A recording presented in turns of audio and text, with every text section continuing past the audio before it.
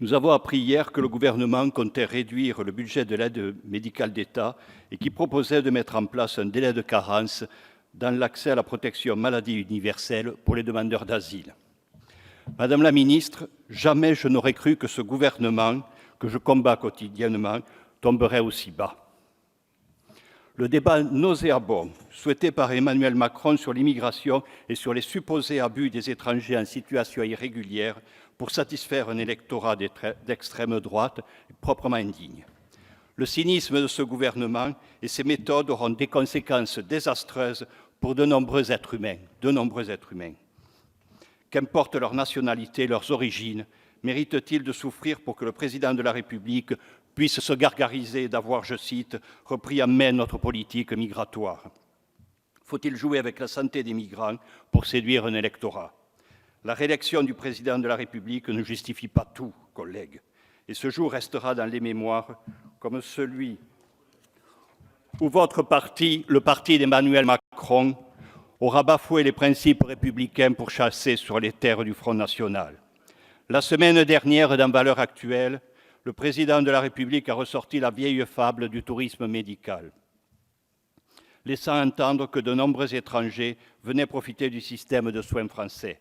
Mais soyons rigoureux, le rapport IGAS-IGF présenté la semaine dernière peine à démontrer l'existence de filières venues des pays de l'Est alimentant le tourisme médical.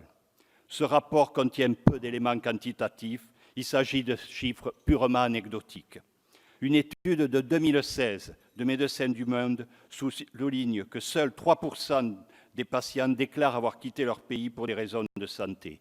L'idée selon laquelle l'AME attire un flux important de migrants venant se faire soigner en France ne résiste pas à l'épreuve des faits. Toutes les enquêtes disponibles montrent que la santé est un motif de migration très marginal, bien moins fréquent que les autres. Et vous vous apprêtez à réduire le droit à la santé de tous les demandeurs d'asile sans aucune preuve, sans aucun chiffre sur le supposé tourisme médical. Ne soyez pas les idiots utiles de Le Pen, Ménard et Salvini. Chers collègues, Emmanuel Macron s'est fait élire en 2017 en affirmant que Mme Merkel avait sauvé la dignité de l'Europe en accueillant des centaines de milliers de réfugiés. Pensez-vous qu'il faille sombrer dans l'indignité pour se faire élire en 2022? Où sont passées nos valeurs communes? Le droit à la protection de la santé est un principe constitutionnel. Allez-vous le bafouer pour séduire un électorat?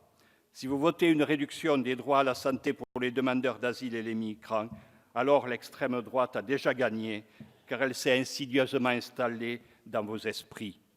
Chers collègues, l'Espagne, comme lorsque la droite était au pouvoir en 2022, a réduit le droit à la santé des migrants en situation irrégulière. Cela s'est traduit par un accroissement du taux de mortalité au sein de la population de migrantes de 15%. Est-ce souhaitable pour la France? Pensez-vous que cela a aidé Rajoy à se faire réélire? Non, l'émergence de Vox, un parti néo-franquiste, en est le terrible résultat. L'AME permet à des personnes particulièrement vulnérables, du fait de leur précarité administrative et sociale, de se soigner. Elle ne représente qu'une part infime des dépenses publiques de santé, 0,5% des dépenses de l'assurance maladie. La réduire accentuerait le non-recours aux soins, alors que celui-ci est déjà très fréquent chez les populations concernées.